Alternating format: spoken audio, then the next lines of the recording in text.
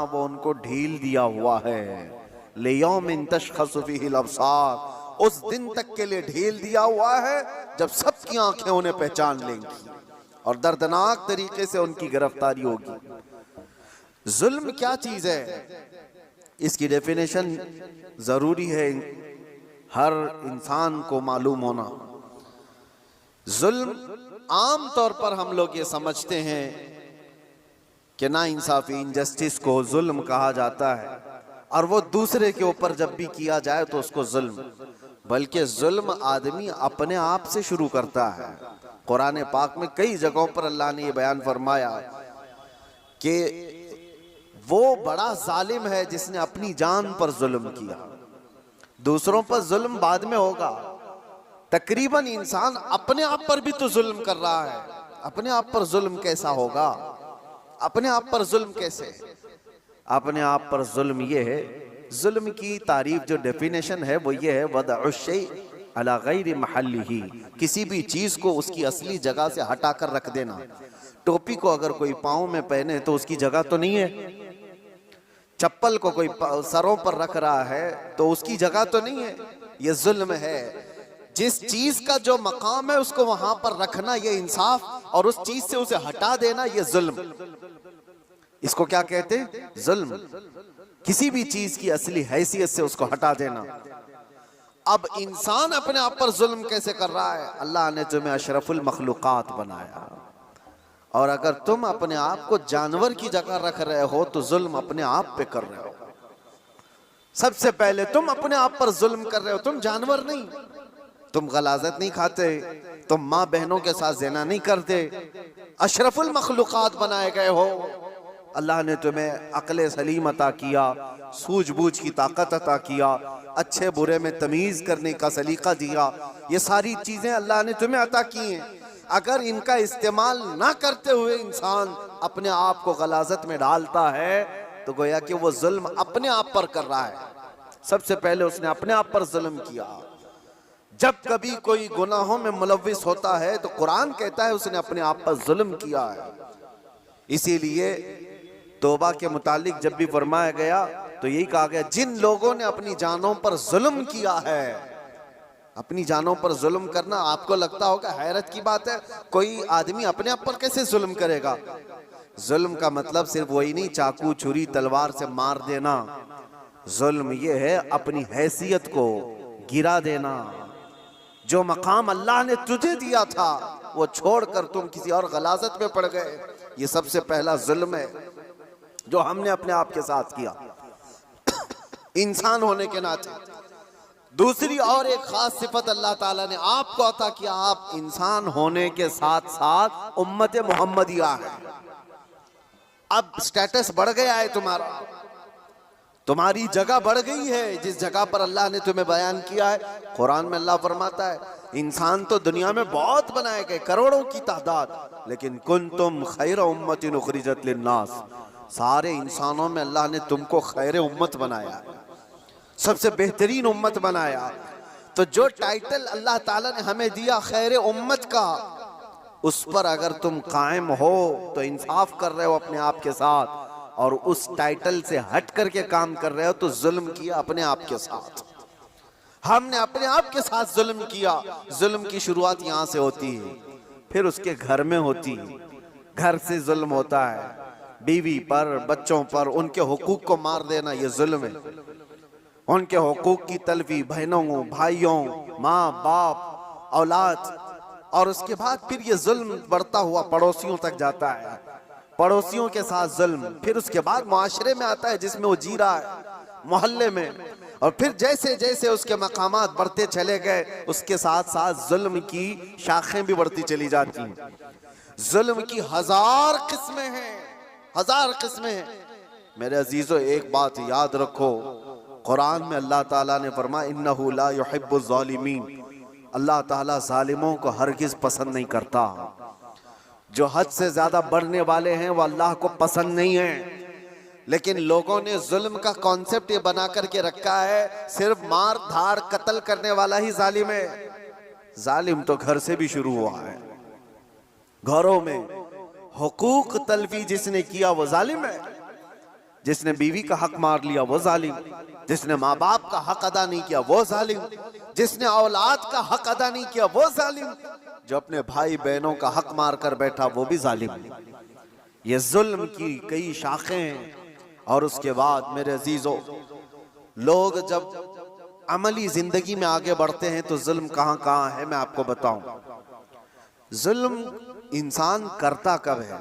कमजोर आदमी जालिम तो नहीं होता, ये तो सबको पता है, सारे लोग देखते हैं। अगर मिसाल के तौर पर मैं आपको बताऊं, किसी जुर्म में अंधा, लूला, लंगड़ा ऐसा आदमी, लूला भी है, लंगड़ा भी है, कुछ नहीं, पैर भी नहीं, हाथ भी नहीं, आंख भी नहीं, ऐसे शख्स को कोई पकड़ करके लाए और कहे कि इसने फलां के साथ बहुत जुल्म किया है, मार धाड़ किया है, तो दुनिया हंसेगी कि वो माजूर है, वो क्या कर सकता है। ये तो बात सही है। कमजोर आदमी जुल्म नहीं कर पाता क्योंकि उसके पास वो नहीं है। इसका अपोजिट ये निकलता है कि ताकत जैसी ही आती है इंसान वैसी जुल्म शुरू करता है। ताकत, और ताकत कई किस्म की है। जिस्म की भी ताकत है, माल की भी ताकत है, पावर की भी ताकत है, मनसब की भी ताकत है। और ये तीनों ताकतें जब किसी के ऊपर चढ़ जाती हैं तो फिरौन बनता है। ये तीनों ताकतें जानते हो आप, फिरौन तन्हा 1000 लोगों से लड़ सकता था और ताकत उसकी जिस्मानी ऐसी थी कि 90 साल तक उसको बुखार भी नहीं आया, कभी सर्दी बुखार भी नहीं, कभी बीमार नहीं हुआ। ये जिस्मानी ताकत थी। माल की ताकत तो ऐसी कि आधी दुनिया के खजाने उसके थे। और पावर की ताकत ऐसी कि बादशाह आजम बना बैठा था, लोग तो उसके सामने झुकते थे। जब तीन चीजें ऐसी साथ मिल जाती हैं तो फिरौन बनने की कोशिश करता है हर आदमी। आज के दौर में भी मेरे अजीजों, ये तीन चीजें बड़ी आजमाइश के साथ आती हैं कि जुल्म से अपने आप को बचाओ। माजूर आदमी क्या जुल्म करेगा, उसके लिए वो इम्तिहान नहीं है। जो बिस्तर पर पड़ा हुआ है, जिसकी ना जिस्मानी ताकत है, ना माली पैसी ताकत है और ना पावर उसके पास है, ऐसा आदमी क्या जुल्म करेगा? जुल्म वो करता है जिसके पास ताकत हो, और ताकत वाले के साथ इम्तिहान भी ज्यादा है। अजीजा ने गिरामी वक़ार, आज हम देख रहे हैं ताकत 3 किस्म की मैंने बताया। सबसे पहले मैं शुरुआत करता हूं जिस्मानी ताकत। जिस्मानी ताकत जब किसी के पास हो तो सबसे पहले वो मुक्का आजमाई की कोशिश करता है, हर एक पर देखता है मेरा मुक्का कितना तेज लगता है। वो ट्रायल शुरू कर चुका है। बॉडी बनाने के साथ ही उसको चाहिए ये कि किसी पर एक थप्पड़ लगा करके देख लूं कितना तेज लगता है। उसकी जिस्मानी ताकत का वह इस्तेमाल शुरू कर चुका है। मैं आपको बताऊं, जिस्मानी ताकत में मेरे अजीजों हैदर कर्रार को कौन पहुंच सकता है? जो शेरे खुदा, फातह खैबर, मुश्किल कुशा सैयदना अली इब्न अबी तालिब करमल्लाहु वजहुल करीम, उस जमाने के 40 सहाबा जो दरवाजा उठा नहीं पा रहे थे, तन्हा हजरत अली ने एक हाथ से उठाकर फेंक दिया था। जिनकी ताकत का यह अंदाजा करो, हैदर कर्रार की जिस्मानी ताकत को सारी ये सब नहीं पहुंच सकते काजू बादाम वाले। लेकिन एक जंग के मौके पर मौला अली शेर खुदा रदी अल्लाह तआला अन्हु लड़ रहे हैं और सामने जो मुकाबिल में पहलवान था अचानक उसको ऐसा पछाड़ दिया कि उसके सीने पर चढ़कर खड़े हो गए। अब हैदर कर्रार के शिकंजे में जो आ जाए, अरे वो शेर नर है जिनकी मां ने ही नाम हैदर रखा हो। जैसे ही वो पंजे में आया, क्या करता, कसमसाया, फड़फड़ाया, लेकिन उसने एक काम क्या किया, आपके मुंह पर थूक दिया। थूक दिया। जाहिर सी बात है लास्ट मोमेंट पे आदमी ये कोशिश करता है कि मैं मर ही रहा हूं तो सामने वाले को कुछ करके चला जाऊं। उसने थूक दिया। ऐसी मोमेंट पर ताकतवर का गुस्सा डबल हो जाता है। मैं पहले एक बार में मारने वाला था, अब 4 बार में मारूंगा। तूने किया कैसे मेरे साथ?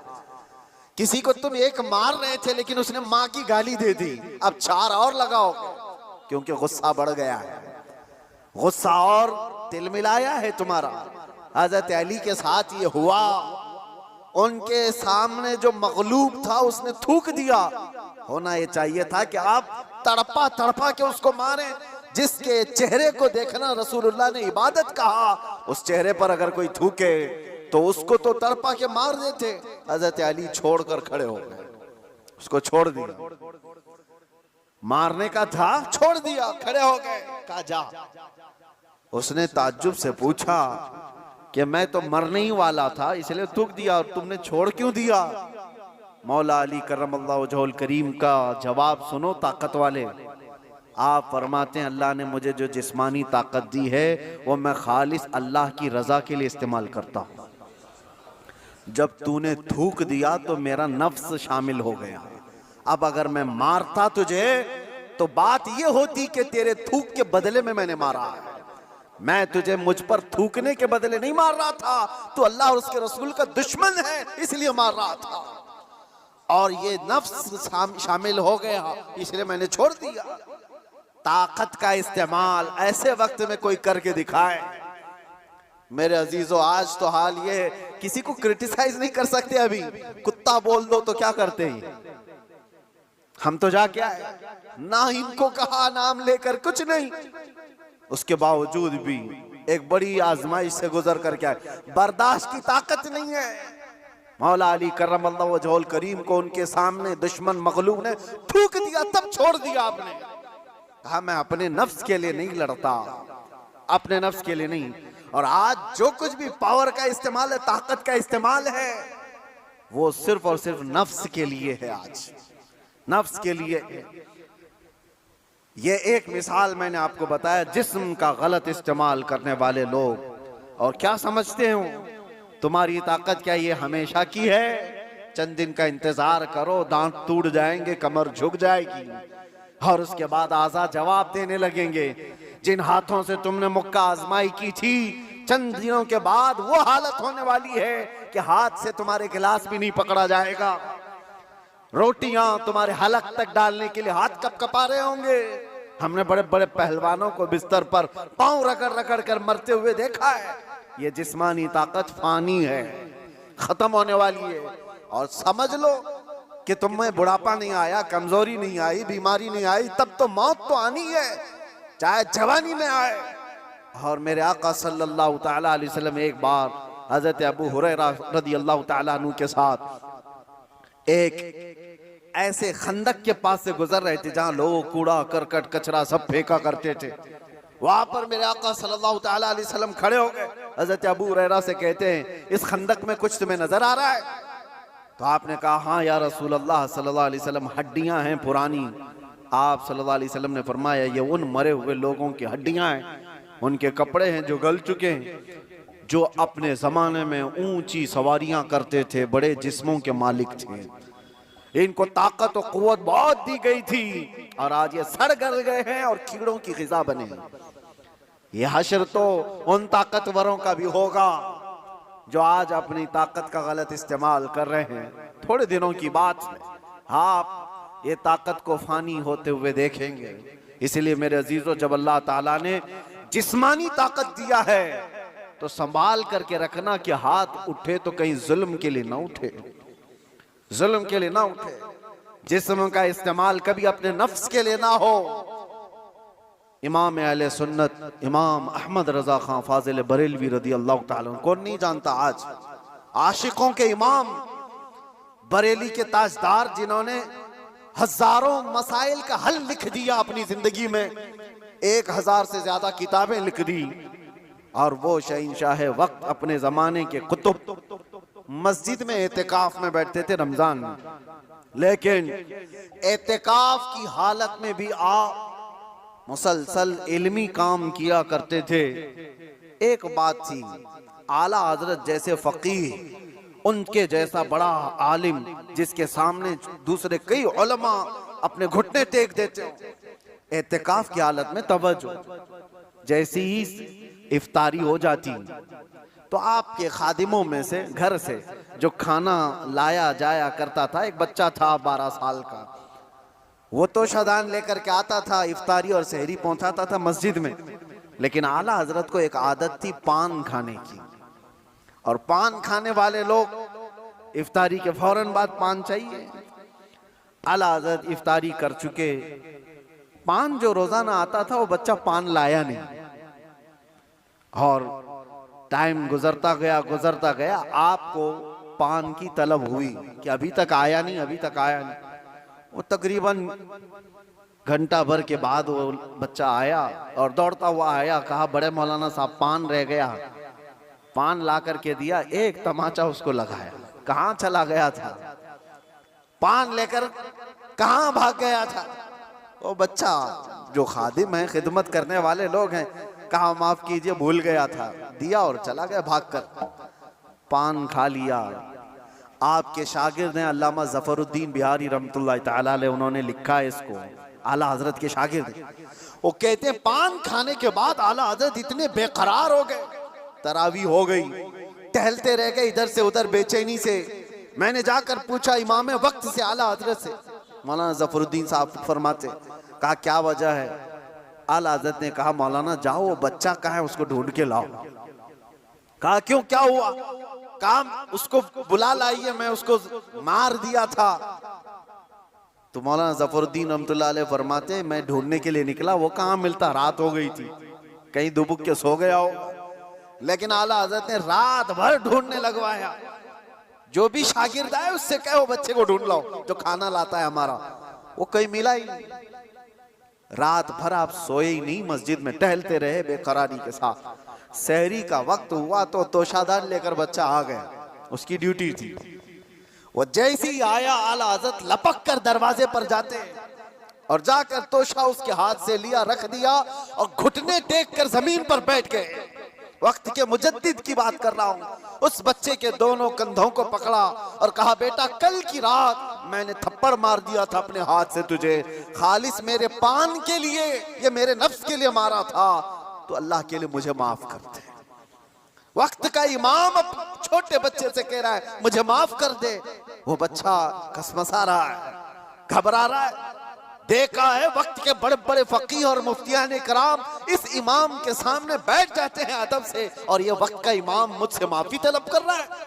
बच्चे ने कहा हुजूर छोड़ दीजिए, मैंने कुछ समझा ही नहीं, मुझे कुछ पता ही नहीं। आला हज़रत ने कहा नहीं ऐसा नहीं होगा, तू कह दे माफ किया। मौलाना ज़फ़रुद्दीन फरमाते हैं मैं देखता खड़ा था। आला हज़रत कह रहे हैं कल क़यामत के दिन अगर रसूलुल्लाह सल्लल्लाहु अलैहि वसल्लम ने मुझसे पूछा ऐ अहमद रज़ा क्या तेरे अंदर अल्लाह ने ताकत इसलिए दी थी कि तू अपने पान के लिए छोटे बच्चे पर हाथ मारे, मैं क्या जवाब दूंगा उस दिन क़यामत के दिन। आला हज़रत उसको पकड़ करके थाम रहे, तो उस बच्चे ने कहा कि ठीक है मैं माफ कर दिया। आला हज़रत कहते हैं बच्चों को इख्तियार नहीं है माफ करने का, बच्चों को मसाइल है, वो मालिक नहीं है। हाँ आपने कहा, अपने सर से टोपी उतारी और कहा जैसे कल मैंने तुझे मारा था वैसे तू भी मुझे मार, बराबर हो जाए मामला। उसका हाथ कांपने लग गया। वक्त का मुजद्दिद कह रहा है आला हज़रत अपनी टोपी उतार कर रख दिए। बच्चा जब नहीं मारने लगा आपने खुद उसका हाथ पकड़ा और हाथ पकड़ करके अपने सर पर मारने लग गए। 3-4 बार उसकी जब थप्पड़ पड़ी तो आला हज़रत मुस्कुराते हुए खड़े हुए कहा बात बराबर की हो गई, तूने मुझे माफ भी किया और बदला भी ले लिया। मौलाना ज़फ़रुद्दीन रहमतुल्लाह अलैह फरमाते हमारे आंसू निकल गए। वक्त का मुजद्दिद है, ताकत का गलत इस्तेमाल नहीं। मेरे अजीजों अगर अल्लाह ने जिस्म में ताकत दिया है तो इसलिए नहीं कि तुम अपने से नीचे वालों पर इसका इस्तेमाल करते रहो। इसीलिए अल्लाह के नबी सल्लल्लाहु अलैहि वसल्लम ने क्या फरमाया, मन लम यरहम सगीरना वलम युअक्किर कबीरना फलैसा मिन्ना।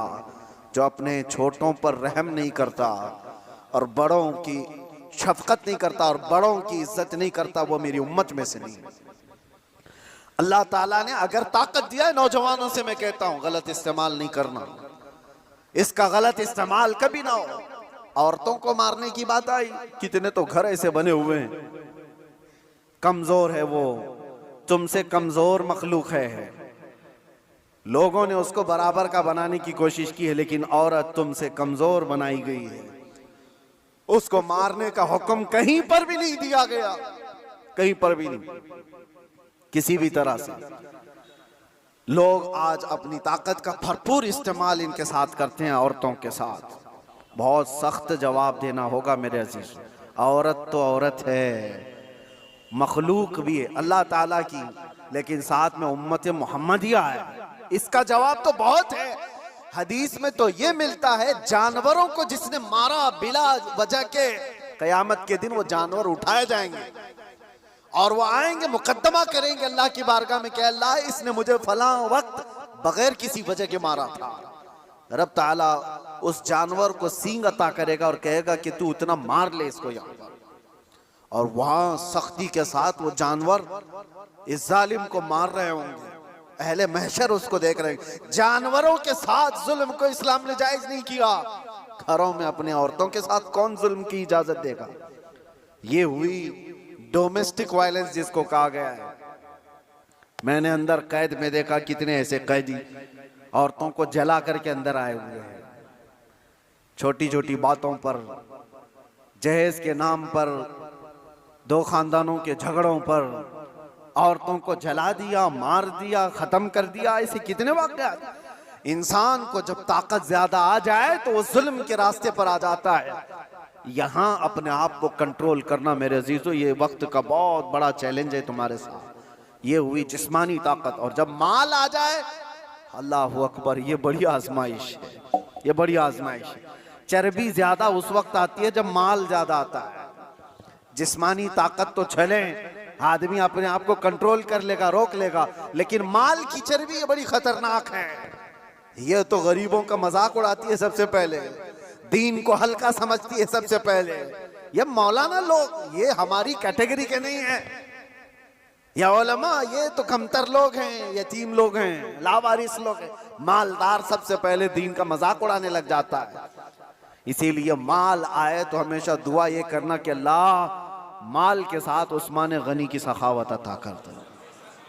माल आए तो अब्दुर्रहमान बिन औफ की अखलाक व किरदार के साथ आए, वरना कारून के पास भी था, शद्दाद के पास भी था, हामान के पास भी था, माल बहुत था उनके पास, लेकिन उनके माल ने उनको तबाह बर्बाद कर दिया। आज भी जिसके पास माल आया, पैसा आया, वो ये सोचता है रातों रात सब कुछ मैं अपना बना लूं, अपना खरीद लूं। अच्छा, एक बात और भी मैं बता दूं, जिन 3 चीजों की बात मैंने कहा जो इंसान को जुल्म के रास्ते पर लाती है, पहले उसकी जिस्मानी ताकत, दूसरे दौलत, तीसरे पावर, ओहदा, ये तीनों ऐसी चीजें हैं जो परमानेंट रहने वाली है ही नहीं। परमानेंट रहने वाली तीनों में से कोई चीज नहीं है। हाँ, इतना है कि जिस्मानी ताकत को जाने में टाइम लग सकता है, थोड़े टाइम बाद जाएगी, लेकिन वो भी पक्का नहीं। किसी हादसे में गिर गया, वो सारी जिस्मानी ताकत भस्म हो जाएगी। लकवा मार गया तो बड़ा सा बड़ा पहलवान बिस्तर पर आ गया, कुछ नहीं होने वाला है। मैंने सऊदी में देखा एक बहुत हट्टे खट्टे आदमी को, कोमा में है बेचारा, अब तो गल गया, लेकिन जिस वक्त कोमा में आ गया तो सिर्फ एक अटैक कुछ हुआ, कोमा में चला गया, जिस्म पूरा गल गया, खत्म हो गया। तो जिसको अपने जिस्म पर बहुत ताकत था वो अचानक भी जा सकता है, लेकिन नॉर्मली देखा गया है कि जाने में टाइम लगता है। जिस्मानी ताकत, माल का कोई भरोसा नहीं। लोग ये कहते इतना हमारे पास है कि 7 पुश्तें खाएंगी। हमने उस घर को भी देखा, उसका खुद बेटा आज 10-10 रुपए की भीख मांगता है। जिसने ये कहा था कि इतना मेरे पास है कि 7 पुश्तें खा सकती हैं, उसका सगा बेटा आज 10 रुपए मांगता है। ये माल को जाने में ज्यादा वक्त नहीं। तीसरा पावर और मनसब। जो लोग आज बैठे हुए हैं उनको लगता है कि सब कुछ हम अपनी कुर्सी से कर लेंगे। तुम्हारी कुर्सी को हिलने में देर नहीं लगता। तुम्हारा जुल्म जो है ये दीमक है जो इस कुर्सी को खाकर खत्म कर देगा। जुल्म कुर्सी पर बैठा हुआ आदमी जब करता है, माल वाला और कुर्सी वाला दोनों, ये वक्त के साथ ऐसे तेज बहते हैं कि उनको अंदाजा ही नहीं होता। उन्हें पता नहीं उनके जुल्म के शिकार मजलूमीन की आहें अल्लाह तक जा रही हैं। रब तबारक व तआला कुरान में फरमाता है कि अल्लाह तबारक व तआला इनके कामों से बेखबर नहीं। जो लोग पीड़ित हैं, जुल्म से निशाना बने हुए हैं, तो क्या इनको इंसाफ नहीं मिलेगा? दुनिया की अदालतें इंसाफ ना दें, अल्लाह की अदालत तो है जो इंसाफ अता करे। जालिम दुनिया में भी भुगतेगा और आखिरत में उसका दर्दनाक अंजाम है, दर्दनाक अंजाम है।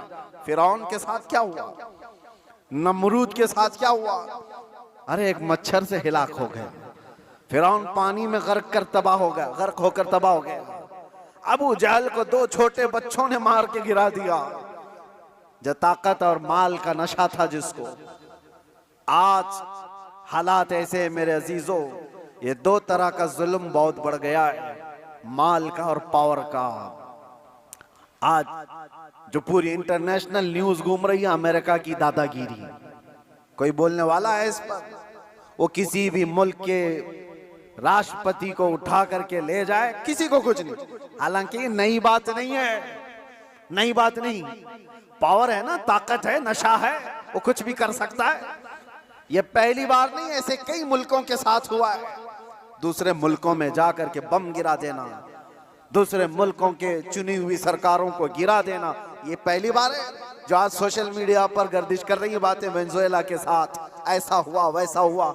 अरे खुद यहाँ हमारे मुल्क में जब मुंबई पर अटैक हुए थे, हमले हुए थे, आपको पता होगा, काफी साल पुरानी बात, ताज पर और ये वीटी में जो हमले हुए थे, उस वक्त पकड़ करके एक अजमल कसाब को तो बहुत घुमाया गया है न्यूज में, लेकिन आपको पता है एक मास्टरमाइंड और भी था, डेविड नाम का, और उसको गिरफ्तार भी किया गया। लेकिन अमेरिका की फौज आकर उसको रातों रात यहां से लेकर अमेरिका चली गई, और ये कह करके कि इसका मुकदमा हम चलाएंगे।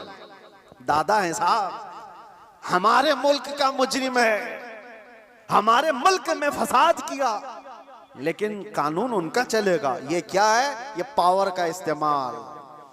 दुनिया यही चीज देखती है आज, जिसकी लाठी उसकी भैंस कहा जाता है। ये मुहावरा यही है, ताकत का ऐसा इस्तेमाल। और ये लोग दुनिया को इंसानियत का दर्स दे रहे हैं, ह्यूमन राइट्स बनाए हुए बैठे हैं, इंसानों के अकदार ये सिखाएंगे हमें जो दुनिया को जुल्म से हाँकते हैं। मेरे अजीजों, एक बात याद रखो, अल्लाह के नबी सल्लल्लाहु तआला अलैहि वसल्लम ने अगर फरमाया कि जुल्म को अल्लाह पसंद नहीं करता, तो रसूलुल्लाह ने अपनी जिंदगी से करके दिखाया है। यह नहीं है कि तकरीरों में कहा है या कोई स्टेटमेंट है। यह दुनिया के यूएनए का एक स्टेटमेंट होगा, अमेरिका का, यूरोप का स्टेटमेंट होगा कि ह्यूमन राइट्स के खिलाफ कोई भी कुछ करेगा तो हम उसको पकड़ेंगे, मारेंगे। जुल्म के खिलाफ हम बोलेंगे, हम पीस चाहते हैं। ये सब ढकोसले हैं, जुमलेबाजियां हैं, लेकिन सब उनके खुद के अमल की बात आए तो कोई इसमें खरा नहीं है, कोई पक्का नहीं है। लेकिन आओ, बारगाह रिसालत मुआब सल्लल्लाहु अलैहि वसल्लम, अल्लाह के नबी सल्लल्लाहु तआला अलैहि वसल्लम जब फरमाते हैं कि जुल्म जायज नहीं, तो मस्जिद नबवी का वो माहौल है, सहाबा बैठे हैं, हुजूर ने फरमाया ये मेरे आखिरी वक्त होंगे, मैं दुनिया से जा रहा हूं, मफहूम मैं बता रहा हूं, इसके बाद हो सकता है तुमसे मुलाकात ना हो, लेकिन तुम में से किसी पर भी कोई हक मेरा बाकी रहे या मुझ पर किसी का हक बाकी है तो खड़ा हो और मुझसे सवाल करे। हुजूर ने फरमाया, और एक साहबी खड़े हो गए, कहा या रसूलुल्लाह आप पर मेरा एक हक है। कहा क्या है? फला जंग में जब जा रहे थे आप सफ़ें सीधी कर रहे थे, मैं थोड़ा बाहर आ गया था, आपने छड़ी से मुझे मार दिया था, मैं बदला लेना चाहता हूं, आप पर मेरा हक है। तो रसूल करीम सल्लल्लाहु ताला अलैहि वसल्लम ये नहीं फरमाया इस्लाम का बादशाह जो इस्लामी सल्तनत को एस्टेब्लिश कर रहा हो, कि तुम बादशाह जो पूरे कायनात में फैलने वाला दीन है उसके मुक्तदा और उसके आका से बदला लेने की बात कर रहे हो। नहीं फरमाया, हुजूर ने फरमाया उठो आओ। हजरत उमर तलवार निकाल लिए थे, कहा कौन है जो रसूलुल्लाह से बदला लेगा? हुजूर ने फरमाया उमर तलवार नीची करो, या अदालत की महफिल है, यह इस्लाम है, यह अल्लाह तबारक व तआला की मंशा के मुताबिक चलेगा, ना कि पावर के मुताबिक। पावर तुम्हारे पास है, इख्तियार तुम्हारे पास है। हुजूर ने फरमाया आ जाओ। वो सहाबी आए, लेकिन उन्होंने ये भी तकाजा किया कि या रसूल अल्लाह जिस वक्त आपने मारा था मेरे जिस्म पर जुब्बा नहीं था, मैं नंगी पीठ था, आपने मार दिया था, मैं चाहता हूं आप भी अपना जुब्बा उतार दीजिए। हुजूर पाक सल्लल्लाहु अलैहि वसल्लम ने उस वक्त अपना जुब्बा उतार दिया बगैर कुछ कहे। उस सहाबी ने बढ़कर मेरे आका की मोहरे नबूवत का बोसा ले लिया। दोनों कंधों के बीच हुजूर के एक ऐसी मोहरे नबूवत थी जो सूरज से ज्यादा चमकती थी। ये निशानी थी मेरे आका के खातमुन नबीन की, खत्म नबूवत की मोहर। उस सहाबी ने बोसा ले लिया और कहा बदला हो गया मेरा ये। लेकिन अल्लाह के नबी सल्लल्लाहु अलैहि वसल्लम ने अपने आप को पेश तो किया है। कोई किसी के सामने ये गज तो बताए कोई, अरे आज का कोई भी नेता खड़ा होकर के कह दे किसी पर कोई हक बाकी है तो पूरे घर निकल आएंगे। हाँ, सबका तो खा के बैठा हुआ है छोटी छोटी चीजों के लिए। अब तो देखें लोग फिर भी संभलते नहीं है। मुझे हैरत इस बात की होती है, ये जो अभी इलेक्शन आ रहे हैं सारे नेता तो बाहर निकले होंगे, सब तुम्हारे पास अपनी अपनी कहानियां लेकर, लेकिन इनके पिछले जुल्म तो याद नहीं है, लोगों को भूल जाते हैं। अरे पानी के लिए लोगों से रिश्वत, घर के लिए रिश्वत, हर चीज के लिए। ये मखलूक के साथ जो जुल्म करके कुर्सी संभालते हैं, इनका जब वक्त आए तो मेरे अजीजों तुम्हें भी तो अपने पावर का इस्तेमाल करना चाहिए। एक बात याद रखो, इमाम हुसैन का ये जुमला है, आपने फरमाया था कि मेरे नजदीक जालिम वो नहीं जो किसी को मारता है, जालिम वो भी है जो उसके जुल्म को देखकर खामोश रहता है, आवाज नहीं उठाता। और यहां आवाज उठाने की बात तो छोड़ो, तुम तो ताउन कर रहे हो। आप भाई आगे बढ़ो, हम तुम्हारे साथ हैं। जुल्म करते रहो, हम भी तुम्हारे साथ हैं। पैसा खाते रहो, हम भी तुम्हारे साथ हैं। ये क्या है? ये निजाम को बदलने की जरूरत है।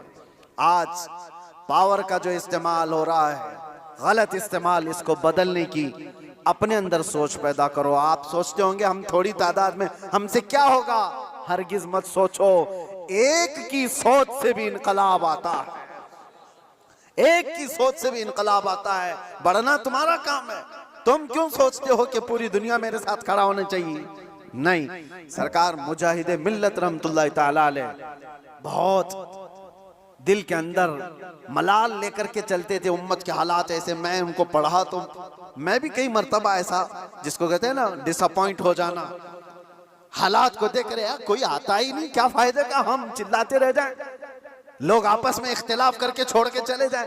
हुजूर मुजाहिदे मिल्लत रहमतुल्लाह ताला अलैह एक बार लोगों को बुलाए थे कि दिल्ली आओ, लेकिन उनकी जितनी तादाद उनको मकसूद थी नहीं आए, तो बहुत ज्यादा नर्वस हो गए।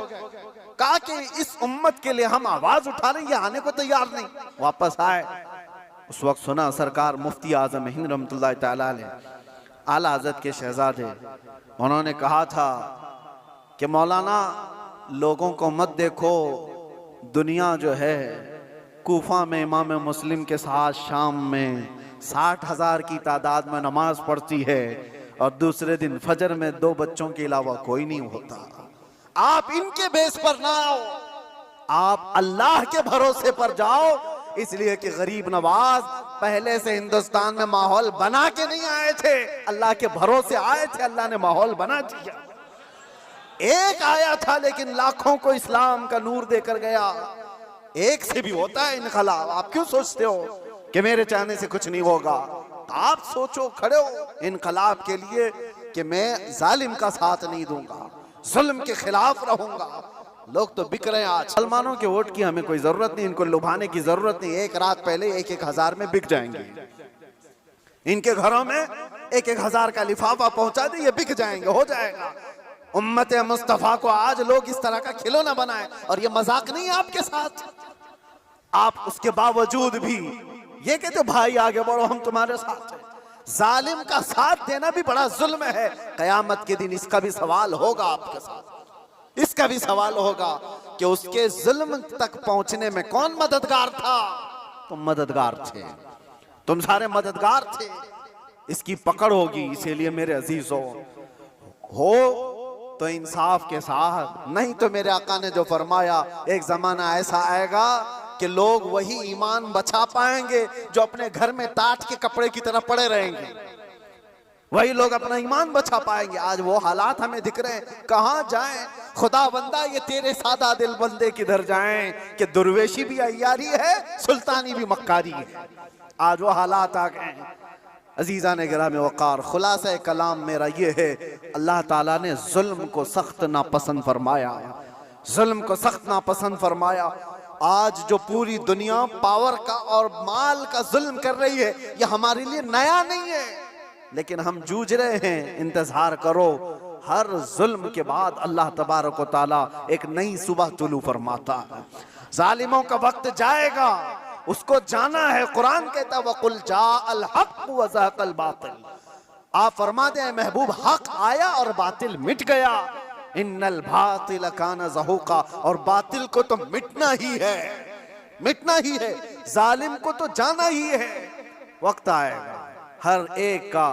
इसीलिए मैंने वो जुमला कहा था जिसकी वजह से मुझे बड़ी सख्त सजा हो गई, कुछ देर की खामोशी है।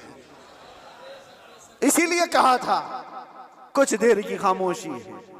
ये जुल्म जितना भी होगा, अंधेरा हमेशा नहीं रहता, सुबह रोशन होगी। चांद को गहन हमेशा नहीं लगता, छट जाता है फिर वो चमकता है। ये उम्मत मोहम्मदिया है, आज खिजा रसीदा है। हालात खराब हुए हैं, लेकिन ये हमेशा के नहीं है, ये हालात छटेंगे और उम्मत मोहम्मदिया का वकार वापस आएगा।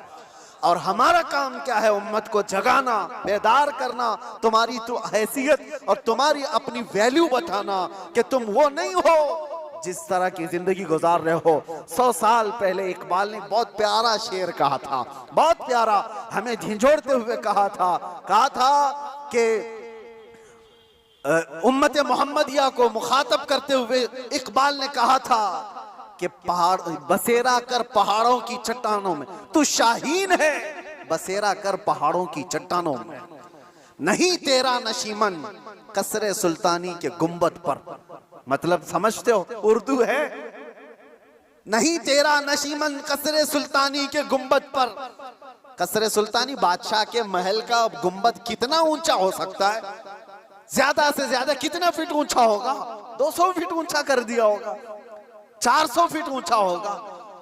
लेकिन इकबाल कहता है वो गुंबद की ऊंचाई ये तेरी मंजिल नहीं है। एक परिंदा है शाहीन, जानते हो, जो सबसे ऊंचा उड़ता है, और इतना ऊंचा उड़ता है कि उसको कौवे भी नहीं देख सकते, कौवे भी नहीं देख पाते उसको। शाहीन इतना ऊंचा उड़ता है। और इकबाल इसको उम्मत मोहम्मदिया को कहता है, नहीं तेरा नशीमन कसरे सुल्तानी के गुंबद पर, तेरी ऊंचाई इतनी नहीं है, यहाँ बैठने की नहीं है, तू शाहीन है बसेरा कर पहाड़ों की चट्टानों, तुम बुलंदी के लिए बनाए गए हो। ये क्या है? ये जो छोटी मोटी चीजें इसके लिए नहीं। अब आखिरी मेरा पैगाम ये है कि जुल्म ये भी है कि रिश्वत लेना, रिश्वत देना। अल्लाह के नबी सल्लल्लाहु अलैहि वसल्लम ने फरमाया, अर्राशी वल मुर्तशी किलाहुमा फिन्नार। रिश्वत लेने वाला, रिश्वत देने वाला दोनों जहन्नम में जाएंगे। मेरे आका ने फरमाया, हाँ, वोट के लिए जो पैसा बांट रहा है और जो ले रहा है, अगर ये रिश्वत की मंजिल में आया, दोनों जहन्नमी हैं। ये मेरे आका की हदीस है, इसीलिए कान खोल करके सुनो। उम्मत को हक बताना ये मेरा फरीजा है। बाद में जहन्नम का काम करना ना करना ये तुम्हारे हाथ में है।